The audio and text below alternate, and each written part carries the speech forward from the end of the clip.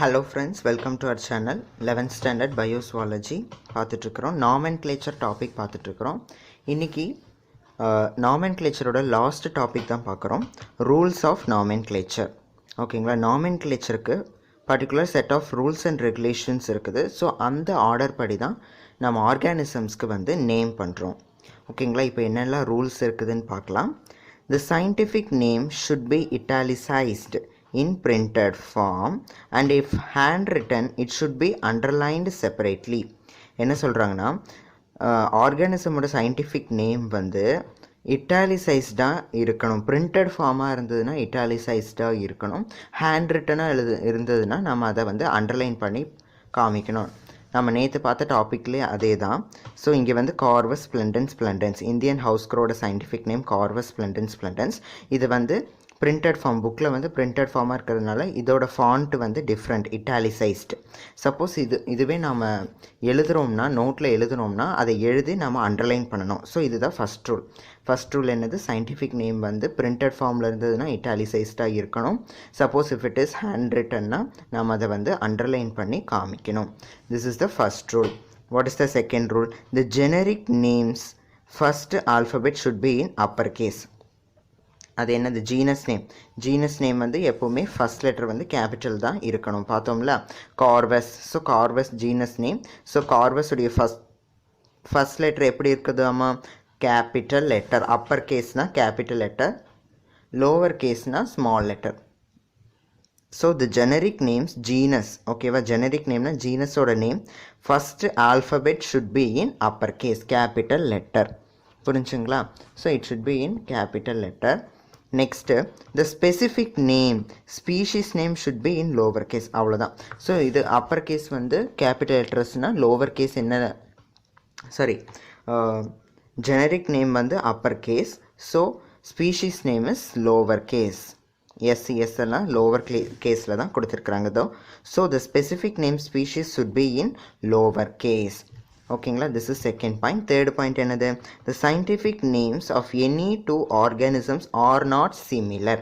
என்ன சொல்ல வராங்கன்னா, சயின்டிஃபிக் நேம் இருக்குதுல்ல, ஒரு ஆர்கானிசம்க்கு இன்னொரு ஆர்கானிசம்க்கு சயின்டிஃபிக் நேம் நம்ம நேம் கொடுக்கும்போது ரெண்டுக்கும் ஒரே மாதிரி நேம்ஸ் கொடுத்துக்கூடாது. ஏற்கனவே ஒரு ஆர்கானிசம்க்கு நேம் கொடுத்துட்டு அதே நேமை வந்து இன்னொரு ஆர்கானிசம்க்கு கொடுக்கக்கூடாது. So it should not be similar. This is the fourth point. What is the fifth point? The name or abbreviated name of the scientist who first publishes the scientific name may be written after the species name along with the year of publication. என்ன சொல்ல வராங்கன்னா, the name or abbreviated name of the scientist.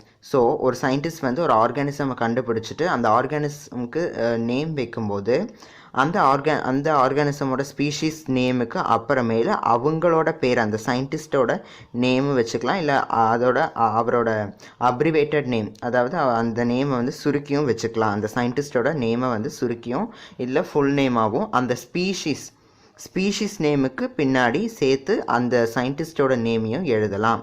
Maybe return. யார் first அந்த ஆர்கானிசமை கண்டுபிடிக்கிறாங்களோ அந்த சயின்டிஸ்டோட name, otherwise abbreviated name வந்து அந்த ஆர்கானிசம் ஸ்பீஷீஸ் நேமுக்கு பக்கத்திலேயே எழுதிக்கலாம். Along with the year of publication. அது கூட அந்த இயர் ஆஃப் பப்ளிகேஷனும் எழுதிக்கலாம், எந்த வருஷத்தில் கண்டுபிடிச்சாங்க அப்படின்ட்டு. For example, lion Felis leo Linn 1758 or Felis leo L 1758. So லயனோட scientific name is Felis leo Linn. So Linn அப்படிங்கிறவர் கண்டுபிடிச்சார். ஸோ அதனால் ஃபெலிஸ் லியோ லின். ஓகேங்களா, லின்னுங்கிற ஒரு பேர் வந்து ஃபெலிஸ், கேட் ஃபேமிலி ஸ்பீஷீஸ் நேமுக்கு பின்னாடியே போட்டுட்டாங்க. 1758 த இயர் ஆஃப் பப்ளிகேஷன், அந்த நேமை பப்ளிஷ் பண்ண வருஷத்தையும் மென்ஷன் பண்ணியிருக்கிறாங்க. ஆர் ஃபெலிஸ் லியோ எல், இது வந்து அப்ரிவேட்டட் நேம், ஷார்ட் ஃபார்ம். ஓகேங்களா, இந்த பாயிண்ட்டை பொறுத்த வரைக்கும் என்ன சொல்ல வராங்கன்னா, ஒரு ஆர்கானிசமோட ஸ்பீஷீஸ் நேமுக்கு கூடவே அதை கண்டுபிடிச்ச சயின்டிஸ்ட் பேரோ இல்லை அந்த சயின்டிஸ்டோட அப்ரிவேட்டட் நேம் அதை சுருக்கியோ வச்சுக்கலாம். கூடவே அந்த சயின்டிஸ்ட் அந்த ஆர்கானிசமை கண்டுபிடிச்ச year, which year, 1758, Felis leo Felis leo Linn இந்த வருஷம் தான் கண்டுபிடிச்சது அப்படிங்கிறத மென்ஷன் பண்ணுறதுக்கு அந்த இயரையும் மென்ஷன் பண்ணலாம் அப்படின்னு சொல்கிறாங்க. So this is the fifth point. Next, sixth point, if the species name is framed after any person's name, the name of the species shall end with I or II or AE. So இப்போ வந்து ஒரு species name வந்து frame பண்ணும்போது அது ஒரு person நேம்க்கு அப்புறமேல் இருக்குதுன்னா the name of the species shall end with I. அந்த ஸ்பீஷிஸ் எண்டிங் வந்து ஐயில் இருக்கணும், இல்லை டபுள் ஐ இருக்கணும், இல்லை ஏஇ அப்படின்னு முடிஞ்சிருக்கணும் அப்படின்னு சொல்கிறாங்க. For example, a new species of a ground dwelling lizard. ஓகேங்களா, கிரவுண்ட் டெல்லி ஒரு லிசார்டு பேர் என்னதுன்னா Cyrtodactylus. Sirtodactylus has been discovered and named after the scientist Varadgiri. ஓகேங்களா, ஸோ சயின்டிஸ்ட் நேம் வந்து ஸ்பீஷீஸ் நேமுக்கு பின்னாடி இருக்கும்போது என்ன பண்ணணும்னா அந்த நேம் வந்து எண்டிங் வந்து single I double I or ஏஇயில் முடியணும். அதுதான் அதான் மெயின். என்ன சொல்ல வராங்கன்னா சிர்டோடாக்டைலஸ் வராட்கிரி அப்படிங்கிறது single I double I or ஏஇயில் முடியணும். அதாவது என்ன சொல்ல வராங்கன்னா ஒரு ஸ்பீஷீஸ் நேம் ஃப்ரேம் பண்ணும்போது அதுக்கு பின்னாடி ஒரு பர்சன் நேம் போட்டோம்னா நாம் அந்த ஸ்பீஷீஸை எப்படி முடிக்கணுமாம்மா, single I double I or AE இப்படி தான் முடிக்கணும் அப்படின்னு சொல்கிறாங்க. This is for example new species ground dwelling lizard Cyrtodactylus has been discovered and named after the scientist Varadgiri, Cyrtodactylus வராட்கிரி.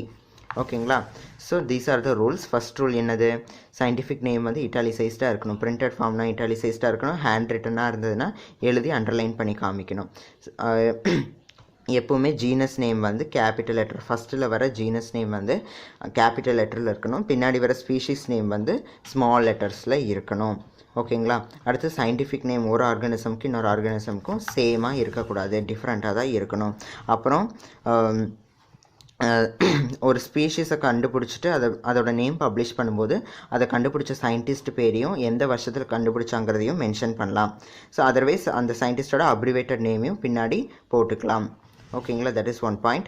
Last point is species name வந்து ஒரு பர்சன் நேம்க்கு அப்புறம் person name கூட வந்து போடும்போது அந்த ஸ்பீஷீஸோட லாஸ்ட்டு லெட்டர் வந்து ஐ இல்லை ஐஐ ஆர் ஏஇயில் முடியணும். சிர்டோடாக்டைலஸ் இதை கண்டுபிடிச்சது வந்து Varadgiri. So Cyrtodactylus Varadgiri double ஐயில் முடிச்சிருக்குது. So these are the rules of nomenclature. ஓகேங்களா, நாமென்க்ளேச்சர் பண்ணுறதுக்கு இந்த மாதிரி ரூல்ஸ் எல்லாம் ரொம்ப ரொம்ப இம்பார்ட்டண்ட். இந்த மாதிரி ரூல்ஸை வச்சு தான் நாமென்க்ளேச்சர் ப்ராசஸே பண்ணுவாங்க, நேமிங் பண்ணுவாங்க. ஓகேங்களா, இன்றைக்கி டாபிக் இவ்வளோ தான். நாளைக்கு நம்ம வந்து கான்செப்ட் ஆஃப் ஸ்பீஷீஸ் டாப்பிக்கை தொடங்கலாம். ஓகேங்களா, இன்றைக்கி டாப்பிக்கில் ஏதாச்சும் டவுட்ஸ் இருந்ததுன்னா கீழே கமெண்ட் செக்ஷனில் கேளுங்க.